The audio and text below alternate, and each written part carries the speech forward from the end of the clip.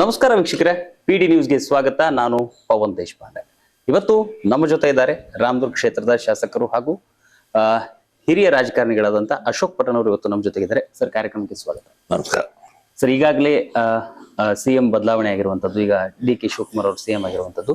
ತಾವು ಕೂಡ ಸಾಕಷ್ಟು ಸಚಿವ ಸ್ಥಾನದ ಆಕಾಂಕ್ಷಿ ಆಗಿದ್ರಿ. ನಾವು ಜಿಲ್ಲೆಯಲ್ಲಿ ವಿಚಾರ ಮಾಡಿದ್ರೆ ಒಬ್ಬ ಹಿರಿಯ ರಾಜಕಾರಣಿ ಜೊತೆಗೆ ಜಾತಿವಾರು ನೋಡಿದ್ರು ಕೂಡ ತಾವು ಮೊದಲಿಗರಾಗಿದ್ದೀರಿ. ಏನ್ ಹೇಳ್ತೀರಿ ಸರ್ ಇದ್ರ ಬಗ್ಗೆ? ಮಂತ್ರಿ ಆಗ್ಬೇಕು ಅಂದ್ರೆ ನನಗೆ ಹೋದ್ ಸರಿನೇ ಆಗ್ಬೇಕಾಯ್ತು ಮಂತ್ರಿ. ಆ್ಯಕ್ಚುಲ್ ಆಗಿ ನನಗೆ ಸಿದ್ದರಾಮಯ್ಯ ಅವ್ರು ಕರೆದು, ಸುರ್ಜೇವಾಲ ಅವ್ರು ಕರೆದು ಹೇಳಿದ್ರು, ನೀನು ಸಚೇತಕ ಆಗೋದು ಒಳ್ಳೇದಪ್ಪ, ಭಾಳ ಸೀನಿಯರ್ ಇದೆಯಾ, ಎಲ್ಲ MLA ಗಳಿಗೆ ಮಿನಿಸ್ಟರ್ಗಳಿಗೆಲ್ಲ ಕಂಟ್ರೋಲ್ ಮಾಡೋ ಕೆಪಾಸಿಟಿ ನಿನಗಿದೆ, ಅದಕ್ಕೆ ನೀನು ಸದ್ಯಕ್ಕಿರು ಮುಂದೆ ಮಂತ್ರಿ ಮಾಡ್ತೀನಿ ಅಂತ ಹೇಳಿ ನನಗೆ ಹಿಂದಿನ ಸರ್ಕಾರದಾಗ 5 ವರ್ಷ ನಾನು ಸಚೇತಕ ಆದೆ. ಇವಾಗ ಮತ್ತೆ 3 ವರ್ಷ ಆಯಿತು ಸಚೇತಕ ಆಗಿ. ನಾನು ಮಂತ್ರಿ ಮಂಡಲದ ಭಾಳ ಸೀರಿಯಸ್ ಅಭ್ಯರ್ಥಿ ಇದ್ದೀನಿ. ಯಾಕೆಂದರೆ ನಾನು ಬರೀ 3 ಸರಿ MLA ಆಗಿರೋದು ಒಂದೇ ಅಲ್ಲ, ನಾನು ಎಲ್ಲ ಕಾಂಗ್ರೆಸ್ ಪಕ್ಷದ ಅಧ್ಯಕ್ಷರು ದೇವರಾಜ ಅರಸಿಂದ ಹಿಡ್ಕೊಂಡು ಯಾರ್ಯಾರು ಮುಖ್ಯಮಂತ್ರಿಗಳಿದ್ದಾರೋ, ಯಾರ್ಯಾರು ಕಾಂಗ್ರೆಸ್ ಅಧ್ಯಕ್ಷರು, ಅವ್ರ ಜೊತೆ ಎಲ್ಲ ಕೆಲಸ ಮಾಡ್ಕೊಂಡ್ಬಂದಿದ್ದೆ. ಬರೀ ಜಾತಿ ನೋಡಬಾರ್ದು. ನಾನು ಹೇಳೋದು ನಮ್ಮ ಹೈಕಮಾಂಡ್ನವ್ರಿಗೆ ಆಗಲಿ, ನಮ್ಮ ರಾಜ್ಯದ ನಾಯಕರಿಗೆ, ಬರೀ ಜಾತಿ ನೋಡಿ ನೀವು ಮಂತ್ರಿಮಂಡಲ ಮಾಡ್ಕೊಳ್ಬೇಡ್ರಿ ದಯವಿಟ್ಟು. ಸಂಸ್ಥೆ ಒಳಗೆ ಕಾಂಗ್ರೆಸ್ ಪಕ್ಷದಾಗ ಎಷ್ಟು ವರ್ಷದಿಂದ ಕೆಲಸ ಮಾಡಿದ್ದಾರೆ, ಯಾವ್ಯಾವ ತರ ಕೆಲಸ ಮಾಡಿದ್ದಾರೆ, ಸಂಘಟನೆ ಹೆಂಗ್ ಮಾಡಿದ್ದಾರೆ, ಅದು ನೋಡ್ಕೊಂಡು ನೀವು ಮಂತ್ರಿ ಮಾಡಿದ್ರೆ ನಾನೇ ನಂಬರ್ 1 ಬರ್ತೀನಿ. ಪಕ್ಷದು ಮತ್ತೆ ಇದರದೆಲ್ಲ ನೋಡ್ಕೊಂಡು ಹೋದ್ರೆ MLA ಗಿರಿನು ನಾನೇ ನಂಬರ್ 1 ಬರ್ತೀನಿ. ಅದನ್ನ ಮಾಡದೆ ಜಾತಿ ಮಾಡ್ತೀರಾ ಮಾಡಿ, ಜಾತಿ ಕೊಡ್ಲೇಬೇಕು ಅಂದ್ರೆ ಅದ್ರಾಗ ಉಪಜಾತಿ ಬೇರೆ, ಈ ಪಂಚಮಸಾಲಿ, ಬಣಜಿಗರು, ಸಾದ್ರು, ಗಾಣಿಗೆರು ಅಂತ ಬರ್ತೀರಿ.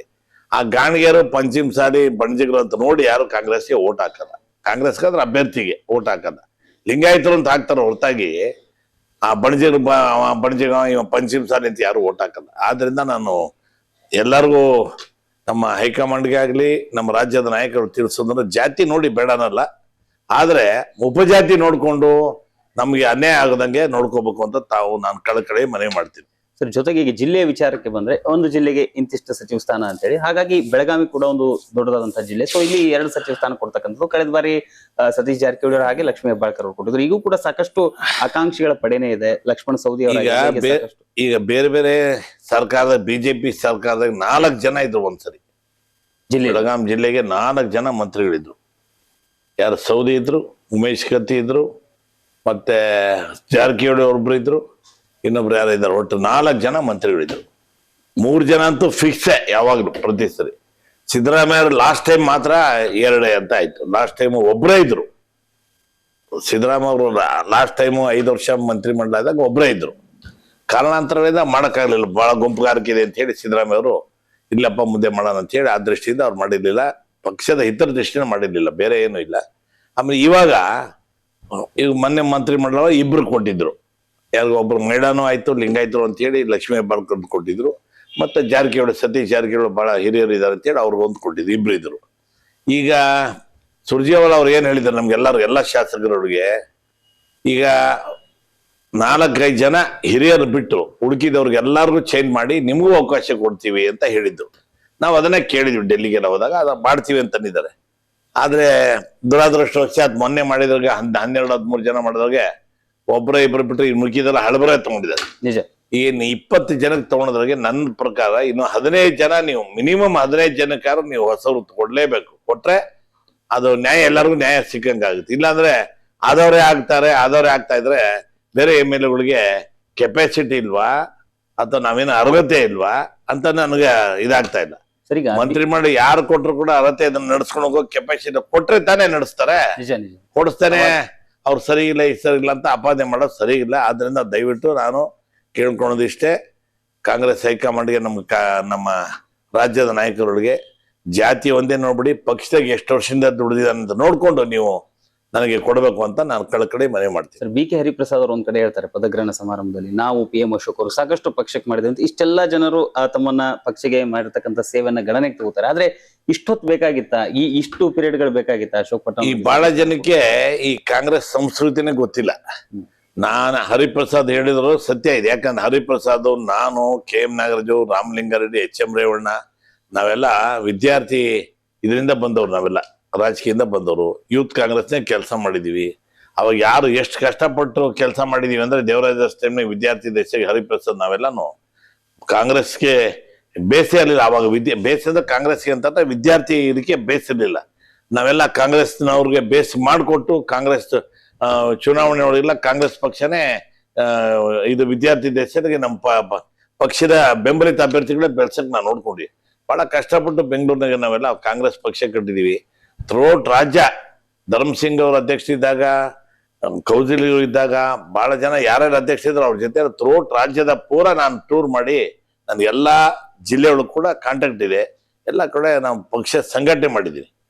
ಓಕೆ, ಈಗ ಸಿಎಂ ಬದಲಾವಣೆ ಆಗಿರುವಂತದ್ದು ಸರ್, ಒಂದ್ ಕಡೆ ಡಿ ಕೆ ಶಿವಕುಮಾರ್ ಅವರ ಗುಣಗಳು ಬೇರೆ, ಸ್ವಭಾವಗಳು ಬೇರೆ, ಹಾಗೆ ಸಿದ್ದರಾಮಯ್ಯನವ್ರ ಸ್ವಭಾವಗಳ ಬಗ್ಗೆ ಬೇರೆ, ಈ ರೀತಿ ಹೇಗೆ ಹೊಂದಾಣಿಕೆ ಆಗ ವ್ಯತ್ಯಾಸಗಳು ಏನ್ ಕಂಡ್ರಿ? ಏನಿಲ್ಲ, 5 ಬೆರಳು ಒಟ್ಟಿಗೆ ಇರಲ್ಲ. ನೀವು ಗೊತ್ತು, ಒಬ್ಬೊಬ್ರದ್ದು ಒಂಥರ ಸ್ವಭಾವ. ಅವರು ಹೊಸದಾಗಿ ಮುಖ್ಯಮಂತ್ರಿಗಾಗಿದ್ದಾರೆ. ಅವರು ವಿದ್ಯಾರ್ಥಿ ದೆಸೆಯಿಂದ ಕೂಡ ಅವರು ಬಂದಿದ್ದಾರೆ, ಯೂತ್ ಕಾಂಗ್ರೆಸ್ನಾಗ ಬಂದಿದ್ದಾರೆ, ಜಿಲ್ಲಾ ಪಂಚಾಯತ್ ಮೆಂಬರ್ ಆಗಿದ್ರು. ಅವರು ಚೆನ್ನಾಗಿ ಸಂಘಟನೆ ಚೆನ್ನಾಗಿ ಮಾಡಿದ್ದಾರೆ. ಅವ್ರಿಗೆ ಹೈಕಮಾಂಡ್ ಪ್ರಕಾರ ಸಿದ್ದರಾಮಯ್ಯ ಅವ್ರು ಹೇಳಿದ್ರಲ್ಲ, ಅವ್ರು ಬಿಟ್ಕೊಡಕ್ ನಾನು ರೆಡಿ ಇದೀನಿ ಹೈಕಮಾಂಡ್ ಹೇಳಿದ್ರೆ ಅಂತ. ಹೈಕಮಾಂಡ್ ಹೇಳಿದ್ರು, ಬಿಟ್ಟು ಕೊಟ್ಟಿದ್ದಾರೆ. ಇವ್ರು ಚೆನ್ನಾಗಿ ನಡ್ಸ್ಕೊಂಡು ಕೆಪಾಸಿಟಿ ಇದೆ, ಅವ್ರಿಗೂ ಕೆಪಾಸಿಟಿ ಇದೆ, ಚೆನ್ನಾಗಿ ನಡ್ಸ್ಕೊಂಡು ಹೋಗ್ತಾರೆ ಅಂತ ಎಲ್ಲರಿಗೂ ಗೊತ್ತಿದೆ. ಆಡಳಿತದಾಗೆ ವೆಯ್ಟ್ ಅಂದ್ರೆ ಆಡಳಿತಗಳಿಗೆ ನೋಡ್ರಿ, ಯಾರೇ ಸಿಎಂ ಆದ್ರೂ ಕೂಡ ಸಲಹೆಗಾರರು ಬಹಳ ಮುಖ್ಯ ಇರ್ತಾರೆ. ಬಹಳ ಜನ ಸಲಹೆಗಾರ ಏನು ಗೊತ್ತಿಲ್ಲದವ್ರಿಗೂ ಕೂಡ ರಾಜ್ಯ ನಡೆಸ್ಬೋದು, ಯಾಕಂದ್ರೆ ಸಲಹೆಗಾರ ಬಹಳ ಮುಖ್ಯ ಇರ್ತಾರೆ ಅಂತ. ಒಳ್ಳೆ ಸಲಹೆಗಾರ ಇಟ್ಕೊಂಡಿದ್ದಾರೆ ಈಗಾಗಲೇ ಡಿ ಕೆ ಶಿವಕುಮಾರ್, ಚೆನ್ನಾಗಿ ನಡ್ಸ್ಕೊಂಡು ಹೋಗ್ತಾರೆ ಅಂತ ಎಲ್ಲರಿಗೂ ಒಂದು ಆಸೆ ಇದೆ. ಓಕೆ ಸರ್, ಈಗ 2000 ಕಳೆದ ಪೀಳಿಗೆನ ಅಶೋಕ್ ಪಟ್ಟಣವ್ರಿಗೂ ಈ ಪೀಳಿಗೆನ ಅಶೋಕ್ ಪಟ್ಟಣವ್ರಿಗೂ ಸಾಕಷ್ಟು ಅನುದಾನಗಳಂತಂದ್ರಿ. ಕಳೆದ 2 ಬಾರಿ ತಾವು ಶಾಸಕರಿದ್ದಾಗ ಸಾಕಷ್ಟು ತಾಲೂಕಿನಲ್ಲಿ ನೆನಪಿಡುವಂತ ಕೆಲಸಗಳು, ಮೂಳೂರು ಗುಡ್ಡ ಆಗಿರ್ಬೋದು, ಹೀಗೆ ಸಾಕಷ್ಟು ತಂದ್ರಿ. ಈ ಬಾರಿ ಯೋಜನೆಗಳನ್ನ ಹಾಕೊಂಡಿದ್ರೆ ಇದಕ್ಕೇನಾದ್ರೂ ಗ್ಯಾರಂಟಿಗಳು ಅಡ್ಡಿಯಾಗಿದೆಯಾ? ಏನ್ ಅಡ್ಡಿ ಆಗಿಲ್ಲ, ಗ್ಯಾರಂಟಿಗಳು ಗ್ಯಾರಂಟಿ ಇದೆ. ನಾವು ಈಗ ಹೊಸದಾಗಿ ಏನಂತಂದ್ರೆ ಅವರಾದಿಯೊಳಗೆ ಹೊಳೆ ನುಗ್ಗಿ ಬಹಳ ದೊಡ್ಡ ಅನಾಹುತ ಆಯ್ತು. ಅಲ್ಲಿ ಒಂದು ಸುಮಾರು 10 ಕೋಟಿ ರೂಪಾಯಿ ಸುಮಾರು ತಡೆಗೋಡೆ ನಿರ್ಮಿಸ ಮಾಡಿದ್ರು. 100 ಕೋಟಿ ರೂಪಾಯಿ ತಡೆಗೋಡೆ ಒಂದ್ ಕಡೆ ಮಾಡ್ತಾ ಇದ್ವಿ, ಇನ್ನೊಂದ್ ಕಡೆ ಒಂದು 10 ಕೋಟಿದು. ಆಮೇಲೆ ಚಂದ್ರಗಿ ಭಾಗದಾಗ ಸುಮಾರು 100 ಕೋಟಿ ಮಾಡಿ ಒಂದು 7 ಕೆರೆ ತುಂಬಿಸೋ ಯೋಜನೆ ಮಾಡಿದೀವಿ. ಎಲ್ಲ ನೀರಾವರಿಗೋಸ್ಕರ ಮಾಡಿದೀವಿ.